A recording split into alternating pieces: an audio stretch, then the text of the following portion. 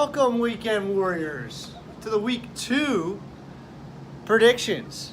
Yes, I'm on my honeymoon. Yes, can you see this beautiful backdrop here? Again, this is the Bay, Mission Bay, where I'm staying in San Diego. The ocean is over that way. We're about 15, 20 minutes from downtown. We're having a fantastic time.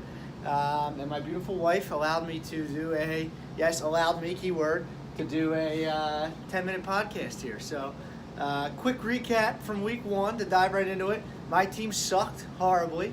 My predictions were equally as bad. I went 1 for 5 on my predictions. However, I will admit that the first week is always the toughest. I mean, you have preconceived notions on some players that might not be true and kind of changes the dynamic of things. So that being said, I'll get better on my predictions. My team not looking so good right now, but I have confidence that I'll at least dig myself out of a whole playoffs at this moment in time. I know it's week 1, maybe I'm overreacting, but I got a ways to go to get myself on the same level as some other teams in the league. So moving on from that, we'll move into the week 2 matchups. First, I will start off with Eating W's versus the Wrecking Crew. So I owe an apology to both these teams because I picked Brett to lose and eat an L, and that was completely wrong. He scored like 190 points thanks to Alvin Kamara and Tyreek Hill. Yeah, he is good, isn't he? And then Wrecking Crew with his old man running backs was able to take down Otley. So some surprises last week. But this week, Brett, yes, your team, now that Tyreek Hill is apparently that top 5 wide receiver, or at least has the makings of it after week 1, even with Patrick Mahomes, your team looks a lot better. Your really only weak spot is your number 2 running back in Derrick Henry, which, looks like he might be not the lead guy in Tennessee, might be Dion Lewis. So your number 2 running back could be a problem all season long based on some of the guys you have on your bench. For Terry, yeah, he lost McKinnon. Fournette's questionable. Like I said, he's got Adrian Peterson, Alfred Morris, some of those older guys that are helping him stay afloat. This week, Andrew Luck at Washington. He struggled a little bit week 1, but he should be better this week.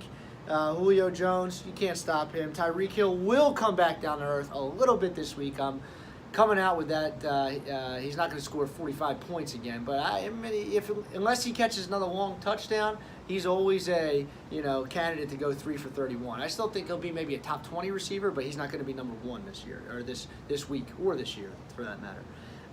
Kamara versus the Browns, that'll be fun, won't it? Oh my God, that's a great matchup. With Fournette being injured, Odell Beckham is going to have a great game, Terry. That's, at Dallas for sure. T.Y. Hilton could balance out some Andrew Luck. Adrian Peterson versus the Colts, that's another fantastic matchup. Again, with the Fournette questionability, with Russell Wilson, to me, not going to be that number 1 quarterback that he was last year. I'm going to take Brett to win this week and move on to 2-0. Next matchup, D's Nuts versus Saved by the Bell. Saved by the Bell came out of the gate with a win. D's Nuts, the only one I predicted correctly, came out of the gate with a loss. D's Nuts this week, you got another week with Dalvin Cook with some games under his belt. Jordan Reed caught a touchdown last week. I was wrong about him. Maybe. He's healthy right now. LaShawn McCoy, horrible game last week. He'll bounce back a little bit this week. And Josh Gordon, another week of preparation. You got Drew Brees at the Browns. You got all very good matchups as far as I can see. For Zach, still no Carson Wentz. Jimmy G let him down last week. Still was able to win. Now he picked up Tyrod Taylor at New Orleans, which should be a great matchup if you saw what Ryan Fitzpatrick did to them last week. AJ Green tonight, Thursday night. That's going to be a big deciding factor in this matchup if he can get it going against the tough Baltimore Ravens defense. Same with Alex Collins. Zach's got a lot riding on tonight. And oh, by the way, Le'Veon Bell, no problem.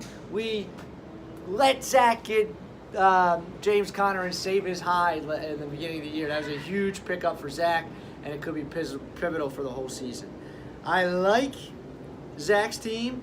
I like Kevin's team a little bit better this week. I said Kev was going to stumble out of the gate. It's about the one thing I was right about so far all year. I'm going to double down on that and say that he's going to win in week 2 and start off 1-1. Zach, sorry, buddy. I'm predicting you lose again. Maybe you can prove me wrong again. Moving on. we have Todd versus Doubting Thomas. So Chris has a great team, stumbled out of the gate. My dad has a great team, and he kicked my butt last week. So Dean has some good matchups this week. Ezekiel Elliott had an okay game last week, but now he's playing the Giants at home. I look for him to get rolling. He could be the number 1 running back this week. Aaron Rodgers injured. I thought I was going to pull an upset last week because he got injured. Turns out even if he didn't get injured, I still would have lost, which really is an indictment on my team. But Michael Thomas versus the Browns. Ajayi had a great week last week, and now he's going into Tampa Bay. Tampa Bay, I saw they were like ranked in the top 5 power rankings or something on ESPN. Are these guys smoking crack? They won 1 game. They ain't making the playoffs. They suck. Jameis Winston sucks. Ryan Fitzpatrick sucks. That team sucks. They will lose this week against the Eagles, and Jay Ajayi will have another good game. As for Chris, Deshaun Watson came out of the gate very slow. Todd Gurley had a nice game, but not that 50, 40-point game that we were used to seeing last year. Jimmy Graham got you nothing. Stephon Diggs caught a touchdown, but they got up and started running the ball. I still like Chris's team a lot. I still think he's going to have a good season, but he might be at the bottom looking up after 2 weeks, kind of like me, and I think we play each other next week. So next week could be a do-or-die week if we both end up losing this week. I got to take no Doubting Thomas. I think my dad, I said all along, is one of the better teams in the league.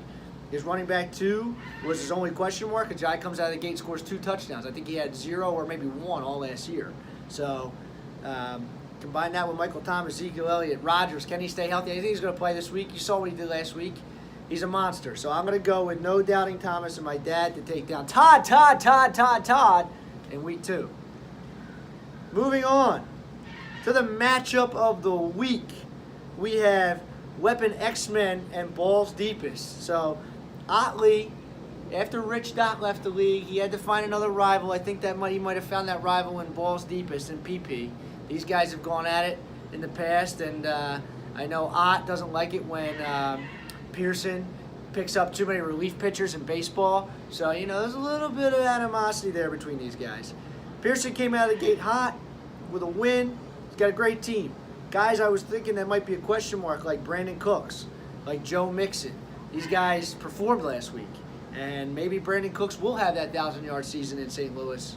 I say St. Louis. Los Angeles with the Rams this year, even though I had some question marks with the amount of receivers and stuff they had there. Deion Lewis, another question mark. Came out and almost had double the carries of Derrick Henry. So Pearson's team is on the rise.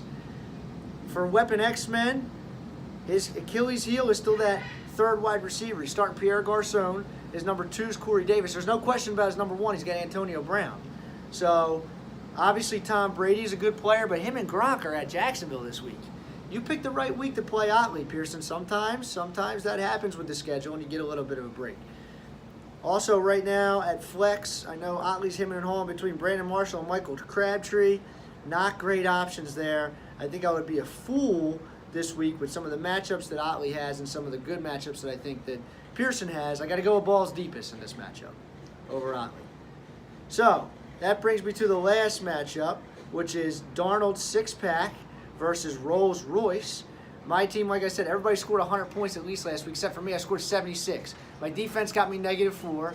Matt Stafford turned into a pumpkin. I don't know what happened last week. Oh, Doug Baldwin, what I said what I was so worried about, his knee. Now he's got his other knees hurt. So I got some problems. I will say that I think that Jake has a good team and probably was the best team to lose last week out of the gate. I predict them to win, and he just couldn't get enough points from Robert Woods last week. So he's going to be looking for revenge. He's still got 2 good quarterbacks, Big Ben and Kirk Cousins. Great options there. DeAndre Hopkins is a great player. Mike Evans came out hot. Yes, Robert Woods is a little bit of a weaker wide receiver 3, but then he's got 3 pretty good backs. Barkley's good. Royce Freeman came out and looked pretty good. He's splitting a little bit with Lindsey, but we know Royce is the power guy. We know he's the goal line guy. And Carlos Hyde played well. He's got the Saints this week. I like these matchups.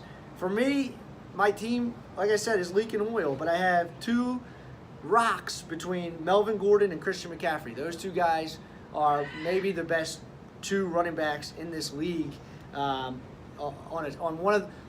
might have the 2 better running backs on any team in this league so far. Maybe. McCaffrey didn't have a very good week 1, but they both have the potential to score over 20 points. Outside of that, I'm struggling. Trey Burton, who I love, 1 catch last week.